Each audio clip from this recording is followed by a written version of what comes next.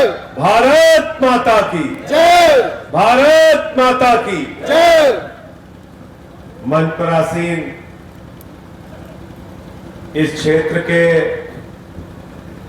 लोकप्रिय प्रत्याशी इंडिया गठबंधन के और हमारे साथ राज्यसभा में सांसद रहे भाई सुशील गुप्ता जी, हरियाणा के वरिष्ठ उपाध्यक्ष भाई अनुराग ढांडा जी, पूर्व मंत्री हरियाणा सरकार के और जिन्होंने आज आम आदमी पार्टी परिवार में शामिल होकर सुशील गुप्ता जी को जिताने का संकल्प लिया है, ऐसे हमारे नरेंद्र शर्मा जी, इनका जोरदार तालियों से स्वागत कीजिए। पूर्व मंत्री आदरणीय सुल्तान सिंह जी, उनका भी मैं हृदय की गहराइयों से स्वागत करता हूं। मंच पर आसीन कांग्रेस पार्टी के तमाम वरिष्ठ नेतागण, तमाम कार्यकर्तागण, भाई संग्राम सिंह जी, रणदीप जी, आज के कार्यक्रम के आयोजन में अपनी महत्वपूर्ण भूमिका निभाने वाले सतबीर भाई का भी हृदय से बहुत बहुत धन्यवाद। साथियों और दोस्तों, 25 तारीख को आपको अपना वोट देने के लिए जाना है और आपके इस एक वोट में बहुत बड़ी ताकत है और ये ताकत आपको भारत के संविधान ने दी है। इस वोट की ताकत से आप तय करते हैं कि आपका विधायक कौन होगा, सांसद कौन होगा, मंत्री कौन होगा, मुख्यमंत्री कौन होगा, प्रधानमंत्री कौन होगा, देश में किसकी सरकार बनेगी। जो सरकार बनेगी वो किसानों के लिए काम करेगी कि नहीं करेगी, महंगाई कम करने के लिए काम करेगी कि नहीं करेगी, बच्चों की पढ़ाई के लिए काम करेगी कि नहीं करेगी, बिजली फ्री देने के लिए काम करेगी कि नहीं करेगी, किसानों को फसल का दाम देने के लिए काम करेगी कि नहीं करेगी।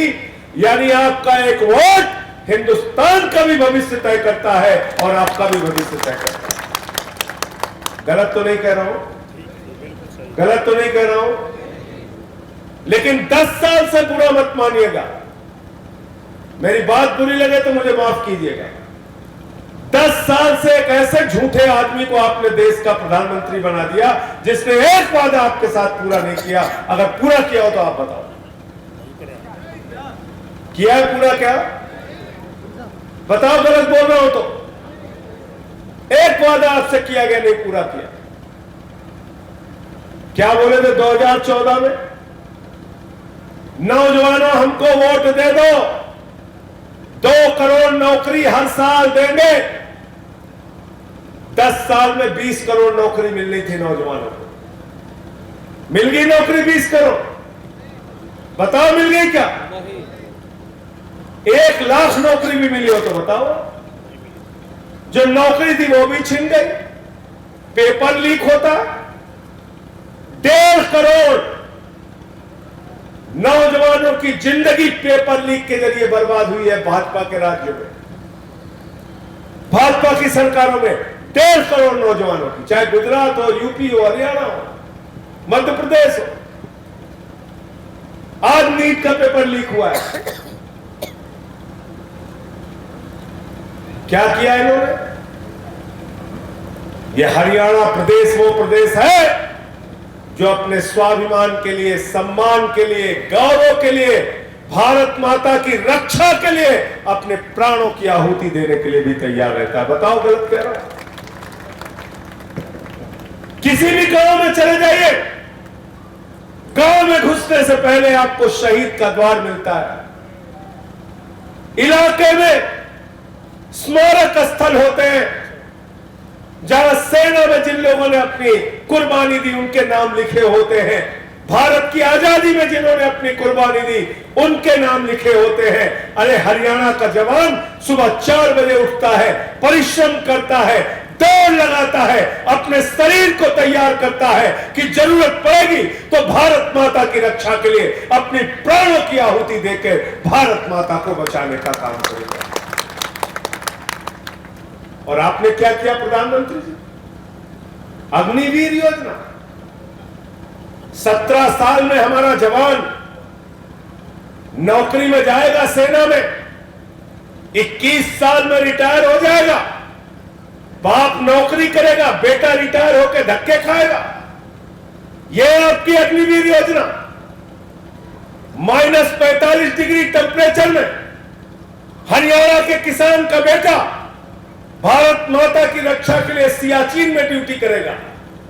+50 डिग्री टेम्परेचर में जैसलमेर में ड्यूटी करेगा। लेकिन अमित शाह का बेटा, जिसको क्रिकेट का बल्ला पकड़ना नहीं आता, वो बीसीसीआई का चेयरमैन बनेगा। बताओ गलत कह रहा हूं क्या? बीसीसीआई का चेयरमैन बनेगा जिसको क्रिकेट का बल्ला पकड़ना नहीं आता। हमारे घर के बच्चों को तो आप 21 साल में रिटायर कर दे रहे हो। प्रधानमंत्री जी, अगर आप अग्निवीर को 21 साल में रिटायर कर रहे हो तो 73 साल हो गई है, पूरे देश के नौजवान आपको इस बार रिटायर करेंगे। हमारे घर के बेटे 21 साल में रिटायर होंगे और आपको 73 साल में तीसरा मौका चाहिए। यह कैसे होगा भाई? तो बेरोजगारी बढ़ाई इस देश के अंदर। 45 वर्षों में हिंदुस्तान की आजादी के बाद सबसे बड़ी अगर बेरोजगारी है तो नरेंद्र मोदी की सरकार में बेरोजगारी है। संसद के अंदर हमने सवाल पूछा, हमने कहा भाई 20 करोड़ नौकरी देने के लिए आपने कहा था मोदी जी, कितनी नौकरी दी है तो बता दो। बोले 10 साल में 7 लाख नौकरी दी है। ये संसद में सरकार का सरकारी बयान है। वो 7 लाख भी कहां है मुझे पता नहीं, लेकिन ये सरकारी बयान है। 20 करोड़ की जगह 7 लाख नौकरी दी है, ये सरकार ने माना है। बात कर लेते हैं किसान की। किसान को कहने लगे आपके फसल का दाम 2 गुना कर दिया जाएगा, आपकी आमदनी 2 गुना कर दी जाएगी, आपको स्वामीनाथन आयोग की रिपोर्ट के हिसाब से एमएसपी दी जाएगी। वो तो छोड़ो, आपकी जमीनों पर पूंजीपतियों का कब्जा करने के लिए नरेंद्र मोदी 3 काला कानून लेके आ गए पार्लियामेंट में। मैं उस समय संसद में था। काला कानून है, हम लोग खड़े हो गए। हमने कहा देश के अन्नदाताओं को धोखा नहीं देने देंगे मोदी जी। सरकार नहीं मानी। गुप्ता जी वहां पे थे हमारे साथ राज्यसभा में। मैं टेबल पे चढ़ गया, बात नहीं मान रहे थे, मैंने पकड़ के उनका माइक तोड़ दिया। मैंने कहा पास नहीं होने देंगे बिल। उठा के देख लेना संसद का वो वीडियो और कार्रवाई। मुझे मार्शल से पकड़ के बाहर कराया गया, मुझे सस्पेंड किया गया, लेकिन मुझे इस बात का फक्र है कि मैंने देश के अन्नदाताओं की लड़ाई संसद के अंदर लड़ी। मैं चुप नहीं बैठा। ये सुशील गुप्ता जी हमारे साथ थे। सेंट्रल हॉल में प्रधानमंत्री आए, भगवंत मान जी उस समय सांसद थे हमारे साथ, वो चीफ मिनिस्टर नहीं हुए थे। किसानों की कोई बात नहीं सुन रहे थे मोदी जी। जितनी दूर पे आप बैठे, इतनी दूर पे प्रधानमंत्री खड़े थे, उनके सामने मैंने मुर्दाबाद का नारा लगाया, भगवंत मान ने लगाया, सुशील गुप्ता ने लगाया और उनसे किसानों के हक में आवाज उठाई। मैं आपसे कहना चाहता हूं, संसद के अंदर भेजना है तो सुशील गुप्ता जैसे बहादुर लोगों को भेजो, जो लोग 10 साल तक आपके बीच में दिखाई नहीं दिए। ऐसे लोगों को मत भेजो। आपके प्रत्याशी 10 साल तो इधर दिखाई नहीं दिए बीजेपी वाले। ये तो अभी सांसद बने नहीं है। कुरुक्षेत्र में 18 मंजिले का मंदिर बनवा रहे हैं, उसके प्रधान है। अस्पताल बनवा रहे हैं यहां पे, अभी सांसद नहीं बने। उसके पहले इनको सांसद जिस दिन आप बना दोगे, इस क्षेत्र के विकास के लिए दिन रात समर्पित भाव से सुशील गुप्ता जी काम करेंगे। तो किसानों को धोखा दिया, 3 काला कानून लेके आए। किसान दिल्ली पहुंचे, उनके सामने दुश्मन देश के नागरिक की तरह कीले गाड़ दिए आपने मोदी जी। आंसू गैस के गोले छोड़े, लाठियों से पिटवाया, किसी को खालिस्तानी कहा, किसी को पाकिस्तानी कहा। बोले दिल्ली कैसे आ गए, दिल्ली कैसे आ गए। हरियाणा के लोगों, कुरुक्षेत्र के लोगों, मैं आपसे कहने के लिए आया हूं, जिन्होंने आपको दिल्ली नहीं जाने दिया, उनके बीजेपी के कैंडिडेट को आप दिल्ली मत जाने देना। गलत तो नहीं कह रहा हूं? तैयार हो सब लोग? तैयार हो? हमारी मातृशक्ति भी बैठी हुई है पीछे, उनको भी सर झुका के मैं नमन करता हूं। सब लोग तैयार रहना। आज कैसी सरकार आप चला रहे हैं मोदी जी? आपने जवान को धोखा दिया, आपने किसान को धोखा दिया।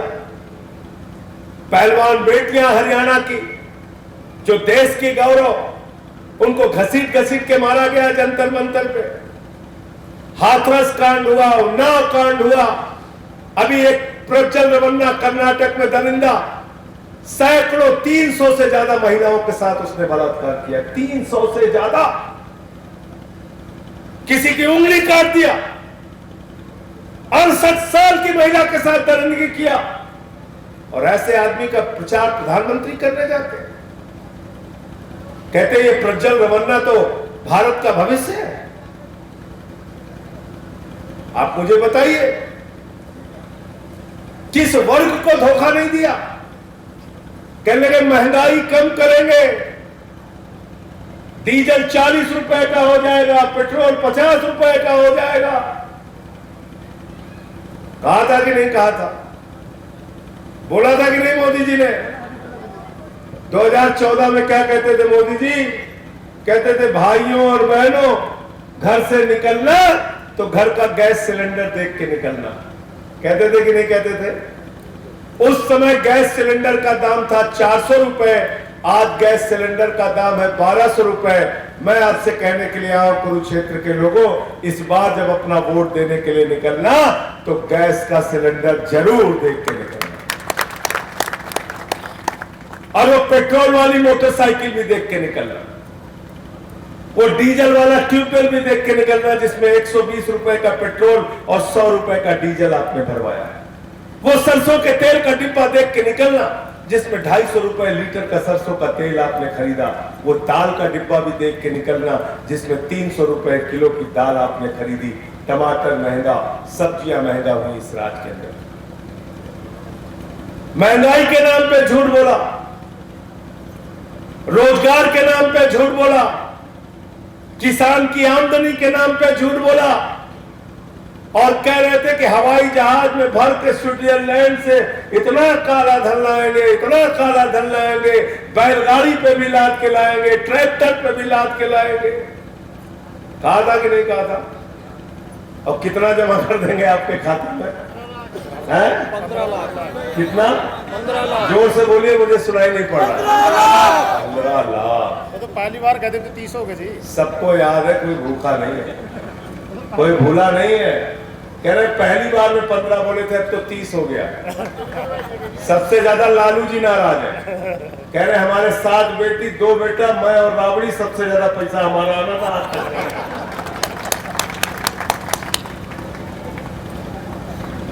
15 लाख हर खाते में पहुंच जाए।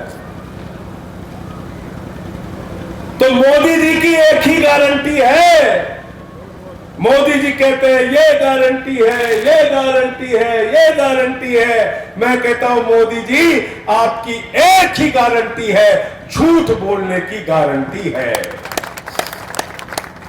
भारत का प्रधानमंत्री गंजे को भी कंघी बेच सकता है। अगर कोई गंजा हो तो मेरी बात को बुरा ना माने। इतना झूठ बोलने वाले प्रधानमंत्री तो आज तक हुए ही नहीं। और कैसी भाषा इस्तेमाल करते हैं प्रधानमंत्री जी? गए बंगाल, वहां की हमारी इतनी ईमानदार नेता सादगी से रहती है ममता बनर्जी, वहां जाके दीदी ओ दीदी ओ दीदी, ये प्रधानमंत्री की भाषा है? ऐसे प्रधानमंत्री बोलता है? गए अभी महाराष्ट्र में, बताइए 84 साल उम्र है शरद पवार जी की, कह रहे ये तो भटकती आत्मा। उद्धव ठाकरे जी की पार्टी को कहते हैं तो नकली सेना है। सोनिया जी कांग्रेस पार्टी के इतनी वरिष्ठ नेता है, कभी किसी के बारे में व्यक्तिगत टिप्पणी नहीं किया उन्होंने। उनको कहते हैं कांग्रेस की विधवा है, जर्सी गाय कहते हैं, किसी को 50 करोड़ की गर्लफ्रेंड कहते हैं। ये प्रधानमंत्री की भाषा है। गए केजरीवाल जी जब चुनाव लड़ रहे थे 2015 का, जीत के आए मोदी जी, कहते हैं ये तो बदनसीब है, बोले ये अर्बन नक्सल है, ये तो आतंकवादी है। बोला था कि नहीं बोला था केजरीवाल का? कहा था कि नहीं कहा था? ये प्रधानमंत्री की भाषा है। ये प्रधानमंत्री की भाषा नहीं है, ये एक सड़क छाप व्यक्ति की भाषा है, प्रधानमंत्री की भाषा है। आपको अपनी गरिमा का ख्याल नहीं, कभी भी कुछ भी बोल देते हैं आप।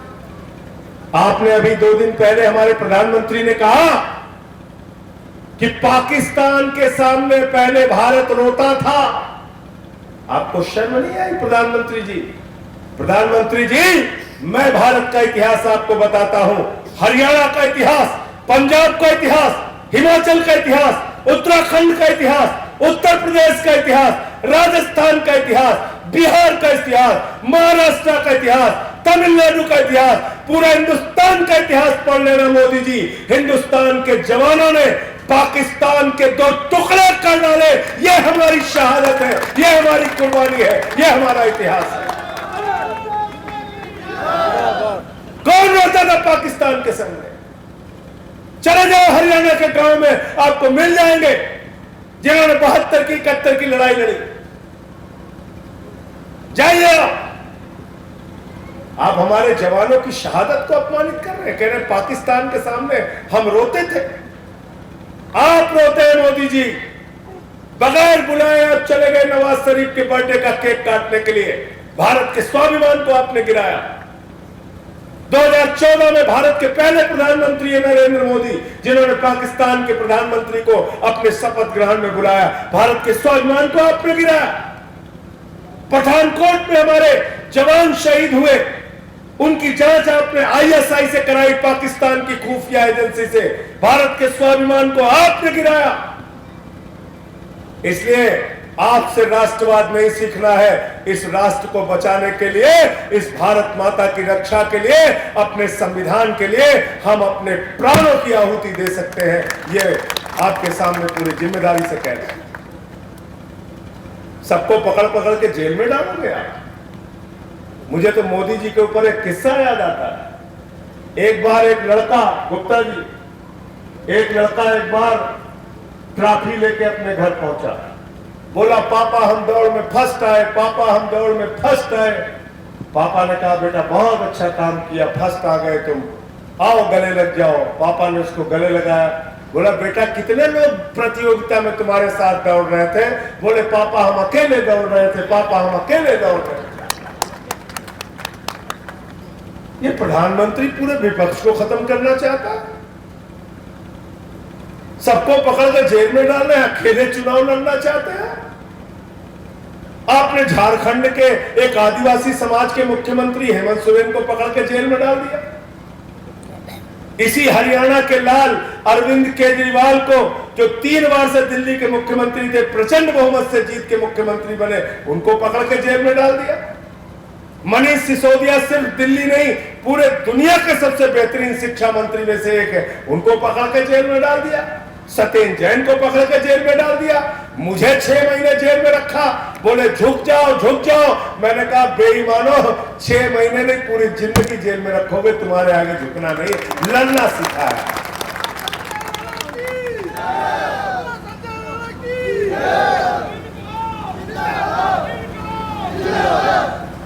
हमारे इतिहास को पढ़ लेना, हम लड़ने में यकीन रखते हैं, हम झुकने में यकीन नहीं रखते। केजरीवाल को जेल में डाल दिया, क्या गुनाह है केजरीवाल का? यही हरियाणा के एक गांव में जन्मे, आईआईटी में एडमिशन हुआ, देश के सबसे अच्छे शिक्षण संस्थान में। आईएएस की परीक्षा दी, आईआरएस बने। सिविल सर्विसेज की परीक्षा देके आईआरएस बने। इनकम टैक्स के कमिश्नर थे, नौकरी को लात मारा, देश की सेवा में निकल पड़े।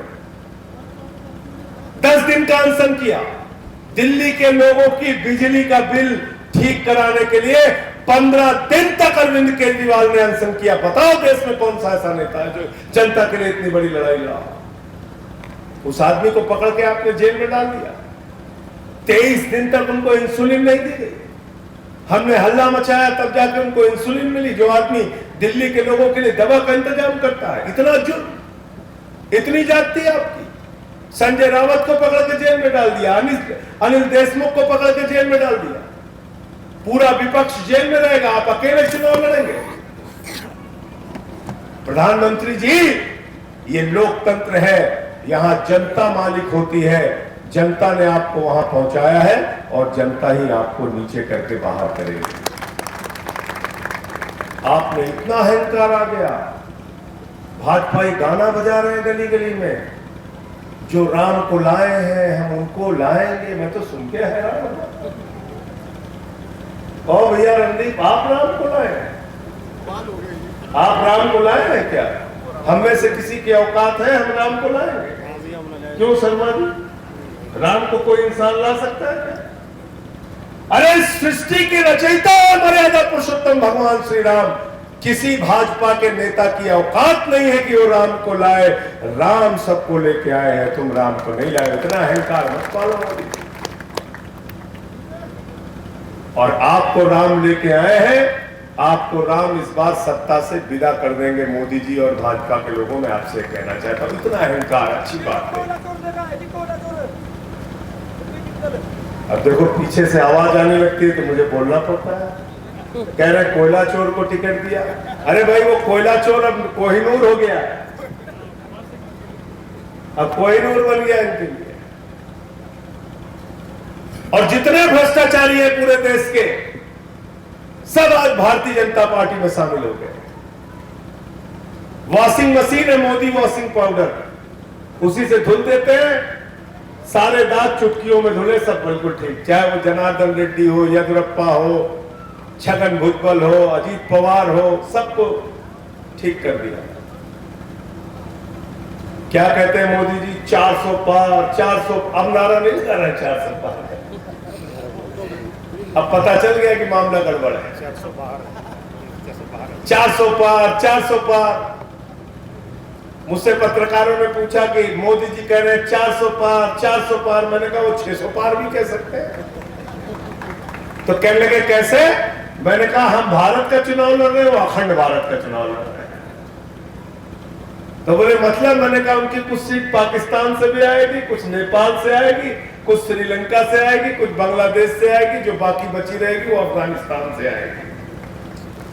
आपको पता है ना क्या कहते हैं मोदी जी? आपकी संपत्ति लूटकर मुसलमानों को दे दी जाएगी। कहते हैं कि नहीं कहते? कहते हैं कि नहीं कहते? अच्छा, मोदी के सबसे करीबी दोस्त का नाम बताइए आप लोग। जोर से बोलिए, सुनाई कम पड़ रहा है। अडानी। कोयला किसको दिया? गैस किसको दिया? बिजली किसको दिया? पानी किसको दिया? सड़क किसको दिया? बोलिए भाई, आवाज तो आनी चाहिए। पोर्ट किसको दिया? एयरपोर्ट किसको दिया? आकाश किसको दिया? पाताल किसको दिया? 2.5 लाख करोड़ का कर्जा किसको दिया? तो आपकी संपत्ति लूट के किसको दिया? अडानी। मैंने संसद में सवाल पूछा, कितना कर्जा माफ किया है अपने पूंजीपति दोस्तों का? कितना कर्जा माफ किया है किसानों का और नौजवानों का? मोदी जी ने कहा किसान नौजवान पे तो हम चुप रहेंगे, लेकिन ये बता रहे हैं 15 लाख करोड़ रुपए का कर्जा पूंजीपतियों का माफ किया है सरकार ने। जीरो लगाते लगाते थक जाओगे, आपने इतना कर्जा माफ किया है। और मेरे पास आंकड़े हैं, आप कहेंगे तो मैं दे दूंगा। 15 लाख करोड़ रुपए। कहते हैं हमारे लिए किसान के पास पैसा, किसान के लिए पैसा नहीं है, नौजवान के लिए पैसा नहीं है, रोजगार के लिए पैसा नहीं है। इनके दोस्त कितना लूट के भाग गए। सतबीर जी, आपके गांव में अगर 50,000 रुपए किसी का बैंक कर्जा बाकी रहता है तो तहसीलदार आता है कि नहीं आता? पकड़ के लेके जाके तहसील में बंद कर देते हैं, बंद करते हैं ना हवालात में। हमारे यहाँ यूपी में तो कर देते हैं बंद। और आपको मालूम है, मोदी जी का दोस्त नीरव मोदी मेहुल चौकसी 20,000 करोड़ लेके भाग गया। विजय माल्या 10,000 करोड़ लेके भाग गया। ललित मोदी 3,000 करोड़ लेके भाग गया। नितिन संदेशराज 6,000 करोड़ लेके भाग गया। तो आपका बैंक लूटने वाले कौन लोग हैं? अभी इलेक्टोरल बॉन्ड का भ्रष्टाचार निकला। उस इलेक्टोरल बॉन्ड के भ्रष्टाचार में चंदा दो धंधा लो, चंदा दो धंधा लो, चंदा दो धंधा लो। 3,08,000 करोड़ रुपए का ठेका बीजेपी के राज्य सरकारों ने और केंद्र सरकार ने दिया है उन कंपनियों को जिससे उन्होंने चंदा लिया। जिंदल ने भी दिया, सब ने दिया। और कहते हैं संपत्ति लेके, आपकी पूरी संपत्ति, आपका बैंक, आपकी जमीन, आपकी कंपनियां सब लूट कर नरेंद्र मोदी जी ने अपने दोस्तों को दे दिया। वो दोस्तों के लिए काम कर रहे हैं, हम देश के लिए काम कर रहे हैं। और आपसे वादा करके जा रहे हैं, इंडिया गठबंधन की सरकार बनेगी, 300 से ज्यादा सीटें आएंगी। और जिस दिन इंडिया गठबंधन की सरकार बनेगी, पहला काम हम लोग करेंगे, इस अग्निवीर योजना को उठा के कूड़ेदान में डालेंगे। जवानों की भर्ती पहले जैसे होती थी वैसे ही भर्ती होगी। और ये 400 गौ माता का तो आप लोग सुनेंगे तो हैरान हो जाएंगे। गाय काटने वाली बीफ कंपनी से चंदा लिया है बीजेपी वालों ने। 200 करोड़ रुपए तालिबान को दिया है बजट से। 20,000 टन गेहूं दिया है तालिबान को।